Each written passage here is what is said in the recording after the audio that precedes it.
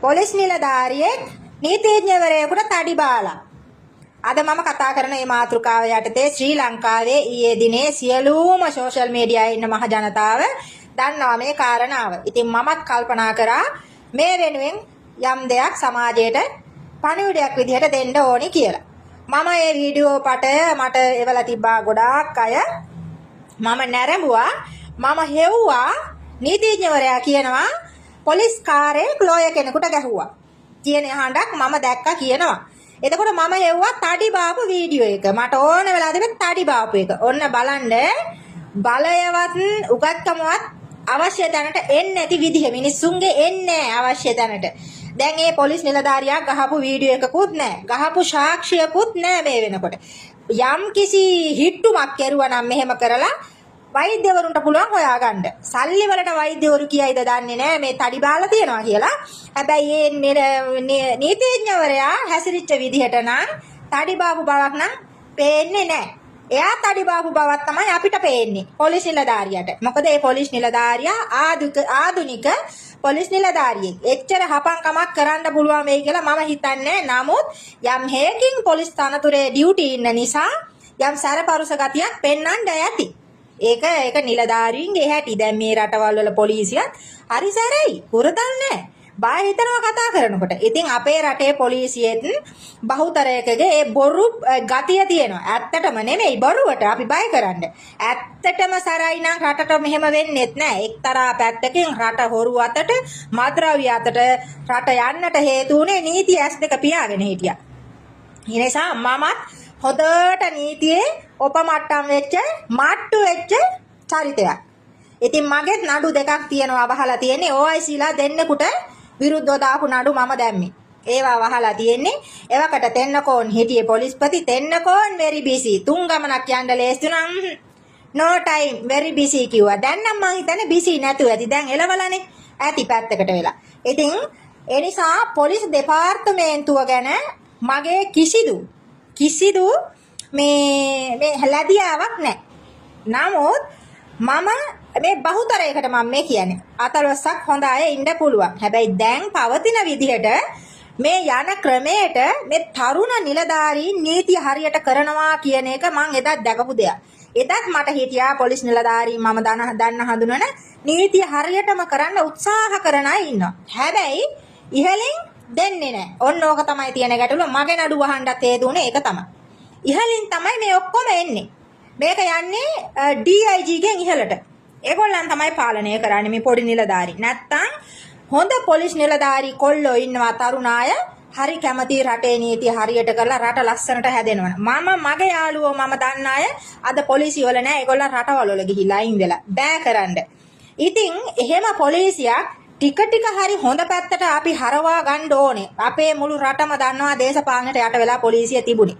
එතකොට දැන් මේ පවතින ආණ්ඩුවත් එක්ක රටේ මේ අගතීන් ගැන මේ විනය ගැන මේ අපරාධ මද්ද්‍රව්‍ය ගැන පෙනී හිටින්න තියෙන එකම දේ තමයි නීතිය. එතකොට මේ නීතිය තුලින් යුනිෆෝම් එකක් දරාගෙන ඉන්න ඩියුටි ඉන්න නිලධාරියෙකුට රටේ විධායක ජනාධිපතිතුමා හැර අනෙත් සෑම පුරවැසියෙක්ම යටත්. පොලිස් නිලධාරියාට විධායක ජනාධිපති විතරයි යටත් නොවෙන්නේ. අත්අඩංගුවට ගැනීමේ අයිතියත් පවතින්නේ විධායක ජනාධිපතිතුමා හැර අනිත් සෑම පුද්ගලයෙක්ම පොලිසිය අත්අඩංගුවට ගන්න පුළුවන්. එහෙම බලයක් තියෙන පොලිස් නිලධාරියෙක්ට මේ විදිහට අසාධාරණයක් වෙන්න මම දන්නේ මෙතුමාගේ ක්‍රියාකලාපය මම දැඩි පිළිකුලට මම ලක් කරනවා. මොකද නීතිඥ සේවය ගැනත් මගේ සතුටුදායක දෙයක් නැහැ. ඇත්තටම ඔය ගොඩාක් ප්‍රශ්න ගැටලු නඩු මම පහුගිය කාලෙම මම ලංකාවේ මිනිස්සුන්ට නීතිය ගැන කියලා දුන්නු යම් දේවල් තිබුණා. මම කියන්නේ නඩු පටල ගන්න එපා. නඩු දාන්න යන්න කලින් නඩුව ගැන ඔයා විමර්ශනය කරගන්න. ඔයාට නඩුව දෙන්න. මොකද ලෝය කෙනෙක් ළඟට ගියාට පස්සේ එයා නඩුව පටලනවම තමයි. ආයේ ඒකේ දෙයක් නැහැ. පටලනවම තමයි. පටලලා නඩුව දැම්මට පස්සේ නඩුවේ ස්වභාවය ඔයාලා දන්නේ නැහැ. ඊට පස්සේ කියන නඩු දිනවලට නඩු ගාස්තු ගෙවක නඩුවට යනවා. අවුරුදු 10 15 20 25 නඩුව දෙන්නේ එහෙමයි. නඩුවේ ස්වභාවයවත් ඒ සේවාදායකයාට පැහැදිලි නොකරන නීතිඥවරු බහුතරයක් ඉන්නවා ලංකාවේ. ඉතින් එහෙම ඉන්න මේ නීතිඥවරු අතර මේ නීතිඥවරයා ඊටාම වයස කෙනෙක්නේ. ඒ අර තරුණ පොලිස් නිලධාරියත් එක්ක ගත්තාම මෙතුමා සෑහෙන්න වයසයි. මේ ශ්‍රී ලංකාව ගොඩ ගන්න දෙන්නේ නැති නාකි සෙට් එකත් එක තමයි මේක කරන්න වෙලා තියෙන්නේ. මේ අදටත් එදත් එහෙමයි නාකි බහිරව වගේ බදාගෙන ඉන්නවා. අදටත් මේ නාකින්ගෙන් තමයි බේරෙන්න බැරි. මේ නීතිඥවරයාත් ඊටාම වයසක කෙනෙක්. එතකොට එයාට පුතෙක් ඉන්නවා. එයාගේ පුතා පිටිපස්සේ හිටියා. එතකොට මේ වගේ නිලධාරියෙක්ට පරයා විශේෂයෙන්ම කියන්න ඕනේ ගම් කබරයා. නෑ නීතිඥතුමා වැරදියට හිතාගෙන ඉන්නේ. ගම්බට්ටෝ ගම් කබරයෝ මේ අපි වැනි අය වුණත් නීතිය යම් වරදක් අපිට මේ සමාජයෙන් අසාධාරණ වුණාට අපි එනවා පොලිසියට. පොලිසියෙන් තමයි ඔබතුමාලා ළඟට යොමු කරන්නේ. එතකොට ගම් කබරයා කියලා එකක් නෑ. ගම් කබරයන්ටත් නඩු කියන්නේ ඔබතුමා යන්න ඕන. ගම් කබරයෝ ළඟට. ගම් කබරයෝ කියන්නේ ගම ඒකා කියන එකනේ ගොඩ ඒකා කියන එක. අන්න ඒක තමයි. උඹලා හොඳට මතක තියාගන්න ඕන්න බලපල්ලා. ඔය ලෝ කොලෙජ් කියලා අර එකෙක් කියනවා නේද? ලෝ කොලෙජ් කියලා. ලෝ කොලෙජ් මිනිස්සු කවුද කියලා දැනගනින්න. හරිද? ඒ අවස්ථාවේ රාජකාරියේ නියලුණු නිලධාරියාට යටත් වෙන්න මේ නීතිඥවරයා බැඳිලා ඉන්නවා. එතන වෙච්ච සිද්ධාන්තය මේ කියන කරුණු අනුව වාහනේ හරස් වෙච්ච එක තමයි එතන ගැටලුව වෙලා තියෙන්නේ. තඩි බාලා නන්නේ මං හිතනවා තඩි බෑව නම් ඔහොම ඉන්නත් බෑනේ. තඩි බෑව නම් කොයිට වැඩි වෙනස් වෙන්නත් පුළුවන්. පුතත් හිටියලුනේ. එහෙම දෙයක් වෙලා නැහැ. බොරු දේවල් කට ඇරියොත් බොරුවනේ කොහොමත් ඒක තමයි ඒගොල්ලන්ගේ රැකියාව. කට ඇරියොත් බොරුවෙන් තමයි යන්නේ. එහෙම තමයි ඒ රස්සාවම යොදාගත්තා මේකට. ඉතින් මේකට මම කනගාටු වෙනවා. මාව නරඹන මට මේ ගැන කතා කරන්න කියලා කමෙන්ට් කරලා තිබුණා. ළමයි ඕක තමයි ඇත්ත. රට නාකින්ගෙන් ගලවන්න තමයි බැරි. බලන්න බලය උඹ කොහොමද එහෙම මට ගහන්නේ? මම ලෝය. උඹ දන්න. මේකක් නෑ. ලෝයගේ රස්සාව දිනේ පොලිසියෙන් නඩු දෙන හින්දා. ඕනම කෙනෙක් ලෝය කෙනෙක්ට මට නඩුවක් දාන්න හවල් කරනවා. එහෙනම් මම ලියුමක් දෙන්න. පොලිසියට ගිහින් පොලිස් රිපෝට් එකේ කොපියක් අරන් එන්න ඕනේ. එහෙම නෙමෙයිද වෙන්නේ? එතකොට නීතිඥවරයෝ තමයි පොලිසියට ගරු කළ යුතු. පොලිසිය හිටියල ඉන්නේ. පොලිසිය අනුදැනුම නැතුව ඒ පැමිණිලි පිටපත් නැතුව නඩු පාරන්න බෑ.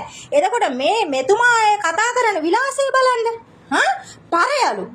එතකොට එයාට එහෙම දැන් ගැහුවා කියලා බොරුනේ ඔය කියන්නේ. ඒ බොරුව කියනකොට එයාට ඇවිල්ලා තියෙන කේන්තිය බලන්නකො. නයිපෙන හතක් පුප්පනවා. පිස්ටල් එකක් තිබ්බනම් එයා වෙඩි තියයි. එච්චර බලය. ලෝය ජැකට් එකේ තියෙන බලය. මේ වයසට යනකම් එක එකාගේ නඩු පටලගෙන කාලා සල්ලි වලින් මත් වෙලා ඉන්නේ. ඒක තමයි එතුමාගේ මූණෙන් පේන්නේ. කිසි මනුස්ස ගතියක්, ලේ කඳුලක්, කිසි මෛත්‍රියක්, කරුණාවක් ගෑවිලාවත් නැහැ. ඒකටම හරියන්න එතන හිටපු පොලිස් නිලධාරී. ඊටාම අශෝභනයි. තමන්ගේ රහ එක අන්න දැක්කනේද නීතිඥවරු. අද ඒ පොලිස් නිලධාරියා වෙනුවෙන් ඉදිරිපත් වෙන්න නීතිඥවරයෙක් ලංකාවේ නැහැ. හැබැයි පොලිසිය මොකද කරේ වෙලාවේ? කුදලලා තමන්ගේ එක රහ එක පොලිස් දෙපාර්තමේන්තුවේ රහ එක දැම්ම ඇතුළට. එතකොට කවුද පරාද වෙලා තියෙන්නේ? නීතිඥ සංගමය අද මොකද කියන්නේ? අපි ඉදිරිපත් වෙන්නේ නැහැ ඒක වෙනුවෙන්. අප දෙන්න. ඕක තමයි කියන්නේ. හැබැයි අර ඒ මොහොතේ ක්‍රියාත්මක වුණේ නැහැ. එතන නම් පොලිස් දෙපාර්තමේන්තුවේ මහ ජනතාවගේ අප්‍රසාදයට ආයි තවක් ලක් වෙනවා. මොකද පොලිසිය දෙපාර්තමේන්තුව ගැන මහ ජනතාවගේ හිතේ කිසි ගැතිකමක් නැහැ. හරිම වෛර කරනවා මිනිස්සු. ඒක හදා ටික හදාගන්න යනකොට මහ ජනතාව වැරදි කරන්නේ නීතියේ මිනිස්සු ඊට වැඩි හින්දා. තමන්ගේ ධර්මයේ උන් වැරදි කරන්නේ අනුගාමිකව වැරදි කරන හින්දා. නීතියත් එලෙසමයි. මිනිස්සු හදන්නේ කොහොමද? නීතියේ ඉන්නේ උන් මේම හැසිරෙනකොට මුමුන් යන කොටා ගන්නකොට ඒක තමයි වෙලා තියෙන්නේ. ඉතින් මම මේ පොලිස් නිලධාරියා ආධුනික පොලිස් නිලධාරියා තරුණ ජවය එනිසා මම ඒ නිලධාරියා වෙනුවෙන් මේ වීඩියෝ එක කරන්නේ. නීතිඥතුමාට දැඩි විරෝධය මගේ තියෙනවා. වයස ගැනවත් හිතන්නේ නැතුව එතුමා හැසිරිච්ච ඒ පහත් ගතියට දැඩි අකමැති මේ මට එකඟතාවය පළ කරන අය කමෙන්ට් කරන්න. මේ වගේ නාකි තමයි ලංකාව හදාන දෙන්නට පුළුවන් නම් මහ ජනතාව විදියට එකතු වෙලා මෙන්න මේ නාකි එලවන්න හැම සියලු අංශයකින්ම මේ ඉන්න නාකි ඩොට්ට දාන්න වැඩ කරමු. මේ තරුණ අයට දෙන්නේ තරුණයෝ සේරම අකුලගෙන රට ගිහිල්ලා. නාකි තමයි ලංකාව බදාගෙන ඉන්නේ. මේත් එක කොටසක් තමයි.